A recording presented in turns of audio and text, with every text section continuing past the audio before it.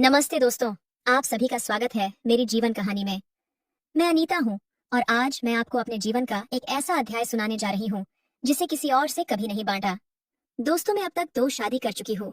मेरी पहली शादी बस 21 साल की उम्र में हुई थी। मेरे पति का नाम रोहित था।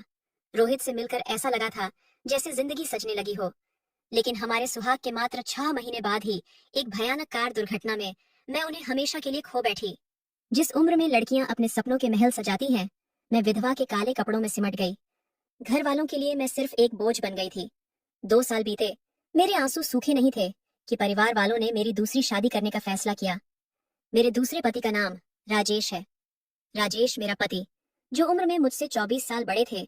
इसका मतलब वो अभी जवान नहीं था, उसकी उम्र बहुत ज्यादा थी, जिस वजह से वो मुझे कभी वो खुशी नहीं दे पाते जो एक नई नई दुल्हन को चाहिए होता है। उनके साथ मेरे नए जीवन की शुरुआत हुई। एक प्रतिष्ठित व्यापारी, बड़ा बंगला, पैसे की कोई कमी नहीं, लेकिन मेरी आत्मा के खाली कोनों को भरने वाला कोई नहीं था।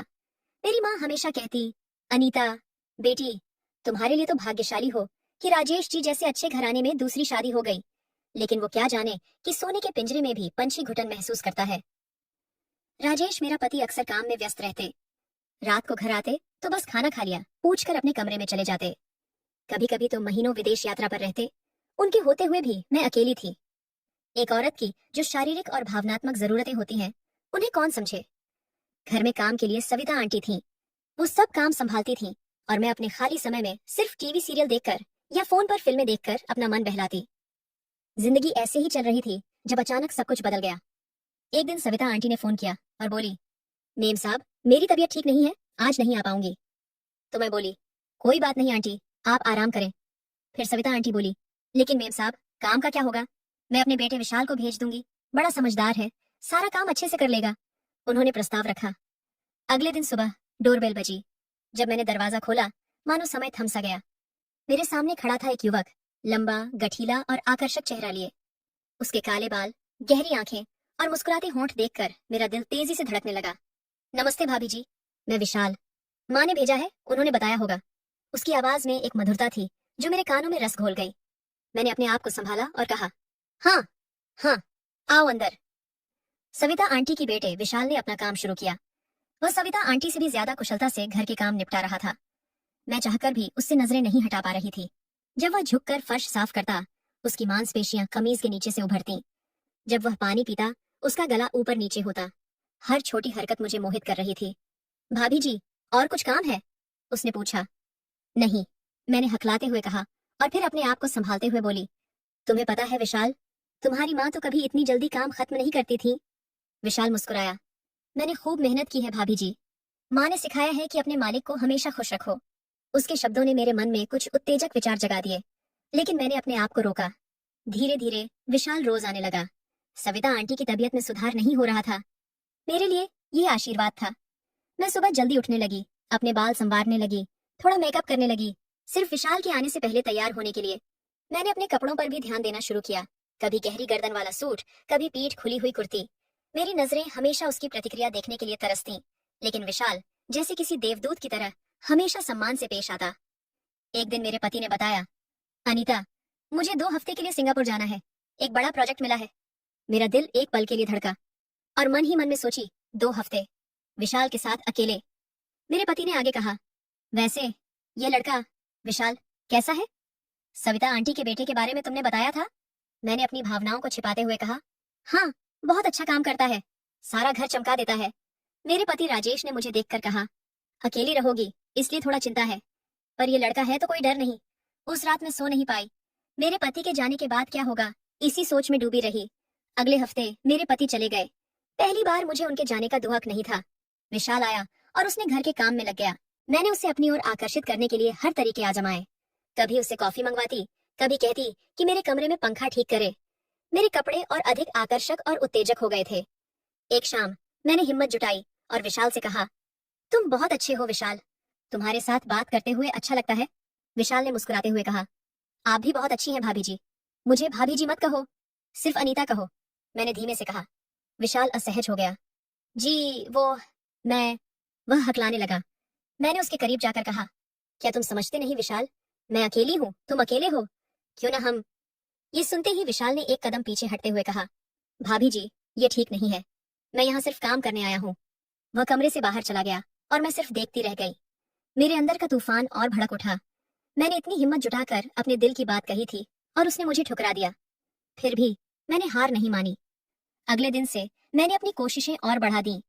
मैं जानती थी कि विशाल भी मुझसे आकर्षित है, बस उसे अपने भावनाओं को स्वीकार करने की हिम्मत नहीं है। हर दिन, हर पल मेरा दिल सिर्फ विशाल के लिए धड़कता।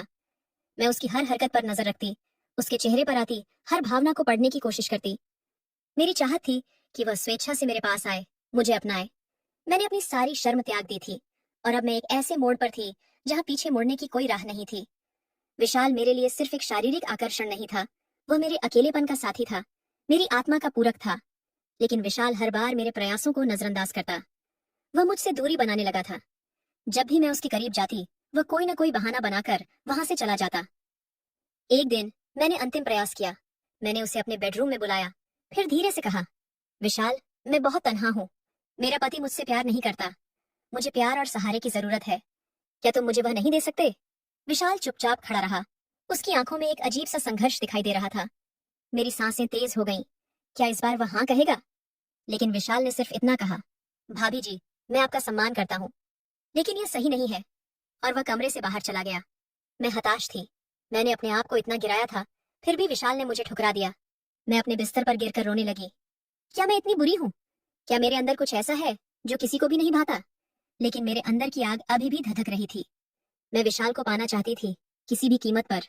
मुझे नहीं पता था कि कैसे, लेकिन मैं हार मानने वाली नहीं थी। अगले दिन से मैंने अपना रवैया बदल दिया। मैंने उससे सीधे कुछ नहीं कहा, बल्कि अपने व्यवहार से उसे यह एहसास दिलाने लगी कि मैं उसके बिना अधूरी हूँ। मैं कभी कभी उदास दिखती, कभी खुश। उसके सामने ऐसे कपड़े पहनती जो उसके मन में हलचल मचा दे। विशाल अब असहज महसूस करने लगा था।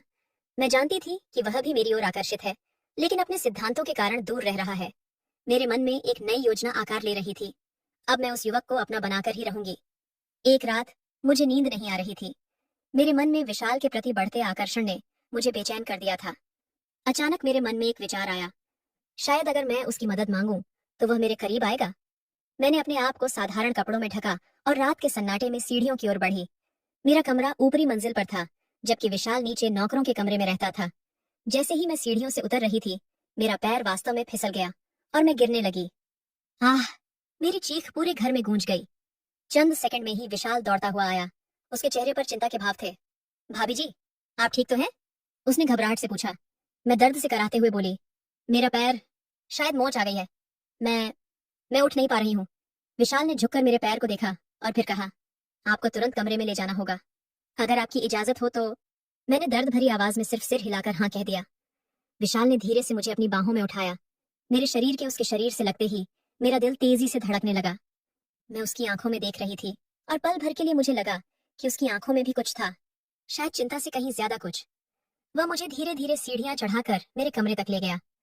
मैंने अपनी बाहें उसके गर्दन के चारों ओर डाल रखी थी और अपना सिर उसके कंधे पर रखा हुआ था। उसका गर्म सांस मेरे चेहरे पर महसूस हो रहा था। मेरे लिए समय जैसे थम सा गया था। मेरे कमरे में पहुंचकर उसने बड़ी सावधानी से मुझे बिस्तर पर लेटा दिया। मैं नहीं चाहती थी कि वह जाए, इसलिए मैंने तुरंत उसका हाथ पकड़ लिया। विशाल, मुझे छोड़कर मत जाओ, मैंने भावुक होकर कहा। मैं अकेली महसूस करती हूँ। क्या तुम समझ नहीं सकते कि मुझे तुम्हारी कितनी जरूरत है? विशाल कुछ देर चुप रहा, फिर उसने धीरे से कहा, भाभी जी, आपको डॉक्टर की जरूरत है। मैं अभी डॉक्टर को फोन करके बुलाता हूँ। मैंने उसका हाथ और मजबूती से पकड़ा। नहीं, अभी नहीं, बस थोड़ी देर मेरे पास बैठो। विशाल ने अपना हाथ छुड़ाते हुए कहा, मैं आपकी हालत देखकर बहुत परेशान हूँ। डॉक्टर को बुलाना जरूरी है। और वह कमरे से बाहर चला गया। मैं निराश होकर बिस्तर पर लेट गई। मेरी योजना फिर से असफल हो गई थी। लगभग 2 घंटे बाद विशाल वापस आया, लेकिन अकेला नहीं था। उसके साथ एक महिला थी, सुंदर सौम्य चेहरे वाली, डॉक्टर के कपड़े पहने हुए। भाभी जी, ये डॉक्टर नीलू हैं। इन्होंने आपको देखने के लिए अपनी क्लिनिक से समय निकाला है। विशाल ने परिचय करवाया। डॉक्टर ने मेरे पैर की जांच की और बोली, आपको ज्यादा चोट नहीं आई है, बस हल्की मोच है। मैं कुछ दर्द निवारक दवाइयां दे रही हूँ। 3 दिन आराम करें, सब ठीक हो जाएगा। जब डॉक्टर जाने लगी, मैंने विशाल से पूछा, ये डॉक्टर कौन है? तुम इन्हें कहाँ से जानते हो? विशाल को झिझकते हुए बोला, वो वो मेरी पत्नी है, भाभी जी। सावंत मेडिकल क्लिनिक चलाती है। मैंने सोचा कि आपकी मदद के लिए इनसे बेहतर कोई नहीं होगा। मैं स्तब्ध रह गई। पत्नी? तुम्हारी शादी हो चुकी है? हाँ भाभी जी, विशाल ने कहा। पिछले साल ही हमारी शादी हुई थी। नीलू मेरी पत्नी डॉक्टर है और मैं जब तक अपनी पढ़ाई पूरी करता हूँ तब तक घर खर्च में मदद के लिए माँ के साथ काम करता हूँ। डॉक्टर नीलू ने मुस्कुराते हुए कहा। विशाल ने आपके बारे में बहुत कुछ बताया है। उन्होंने कहा कि आप अकेली रहती हैं और सहारे की जरूरत है। मैंने सोचा कि मैं भी आपकी मदद कर सकती हूँ। अगर आप चाहें तो मैं कुछ दिन यहीं रुककर आपकी देखभाल कर सकती हूँ, जब तक आप पूरी तरह ठीक नहीं हो जाती। मैंने कुछ पल उन दोनों को देखा, एक साथ खड़े, एक दूसरे के प्रति सम्मान और प्रेम की भावना से भरे हुए। उस पल मुझे अपनी हरकतों पर शर्म आई। मैं कैसे इस प्रेमी पति को अपनी इच्छाओं का शिकार बनाने की सोच सकती थी? हाँ, वो ठीक है, मैंने हकलाते हुए कहा। विशाल ने अपनी पत्नी की ओर प्यार से देखते हुए कहा, नीलू, भाभी जी की अच्छी तरह देखभाल करना। मैं घर का बाकी काम संभाल लूंगा। जब वे दोनों बाहर जाने लगे तो विशाल रुका और मेरी ओर मुड़ा। उसकी आंखों में एक अजीब सी समझ थी। भाभी जी, हम गरीब लोग हैं, लेकिन हमें अपनी सीमाएं और रिश्ते की पवित्रता का महत्व पता है। मैं आपका आदर करता हूँ और आपकी सेवा करना मेरा कर्तव्य है, लेकिन कृपया मुझे ऐसी परिस्थिति में न डालें जहाँ मुझे अपने सिद्धांतों और विवाह के प्रति मेरी प्रतिबद्धता से समझौता करना पड़े। इतना कहकर वह चला गया और मैं अपने विचारों में खो गई। मेरे मन में पहली बार शर्म की भावना जागी। मैंने अपने अकेलेपन और अतृप्त इच्छाओं के कारण एक ईमानदार इंसान के परिवार को तोड़ने की कोशिश की थी। अगले कुछ दिनों में नीलू ने मेरी देखभाल की। हम दोनों बातें करती और धीरे धीरे मैंने उससे दोस्ती कर ली। उसने मुझे बताया कि कैसे विशाल ने अपनी पढ़ाई जारी रखने के लिए दिन रात मेहनत की और कैसे वह डॉक्टर बनने के सपने को पूरा करने में उसकी मदद कर रही थी। एक दिन जब हम दोनों अकेले थे तो नीलू ने मुझसे पूछा, अनीता जी, क्या आप सच में खुश हैं? मैं चौंक गई। मतलब? मैं देख सकती हूँ कि आपकी आंखों में एक खालीपन है।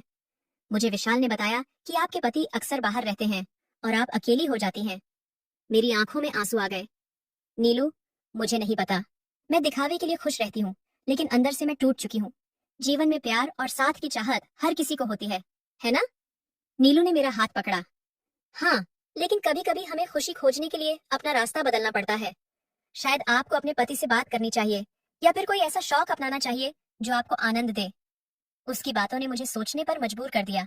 जब मेरे पति विदेश से लौटे तो मैंने उनसे अपने दिल की बात कहने का साहस जुटाया। मैंने उन्हें बताया कि मुझे कितना अकेलापन महसूस होता है और मैं हमारे रिश्ते में और नजदीकी चाहती हूँ। मेरी बातें सुनकर मेरे पति चुप रहे। फिर उन्होंने कहा, अनीता, मुझे माफ करना। मैं इतना व्यस्त था कि मैं तुम्हारी भावनाओं को समझ नहीं पाया। शायद हमें एक छुट्टी पर जाना चाहिए, एक दूसरे को फिर से जानने के लिए। विशाल और नीलू ने मुझे एक महत्वपूर्ण सबक सिखाया था। सच्चा प्रेम धैर्य और समझदारी से आता है, किसी आकर्षण या शारीरिक इच्छा से नहीं।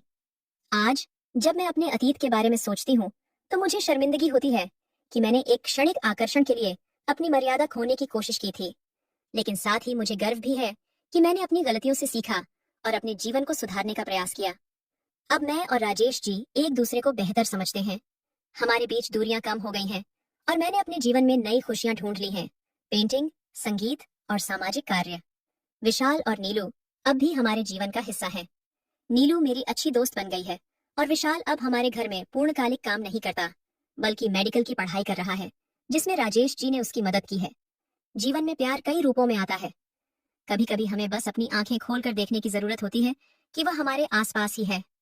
तो दोस्तों, यह थी मेरी कहानी, एक अधूरी प्यास की कहानी जिसने मुझे जीवन का महत्वपूर्ण पाठ सिखाया।